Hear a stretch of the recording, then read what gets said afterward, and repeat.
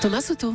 C'est une des conséquences des attentats, on en parlait à l'instant, le renforcement des contrôles aux frontières est en train de s'imposer. Bonjour Nicolas Barret. Bonjour Thomas. Ce renforcement rejoint une tentation forte de renforcer aussi les barrières économiques et on voyait avec Emmanuel Dutheil déjà les conséquences sur l'économie en France de ce qu'il se passe depuis une semaine. Et là vous nous dites attention, idée dangereuse, les barrières économiques. Oui, et pourtant c'est une idée très en vogue. C'est vrai que les attentats renforcent cette tentation de fermeture, de repli sur soi. Or il n'y a rien de pire qu'une économie qui se ferme. Baisser le rideau, c'est offrir une victoire aux terroristes, c'est mauvais signe.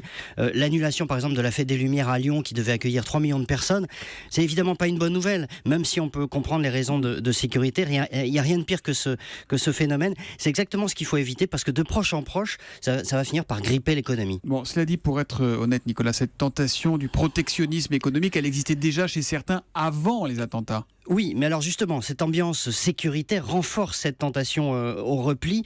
Une étude, c'est vrai, faite pour le G20, vient de montrer que depuis 2009, les pays ont mis en place 3580 mesures d'entrave au commerce. Donc vous voyez, cette tentation de fermeture, elle était effectivement bien là.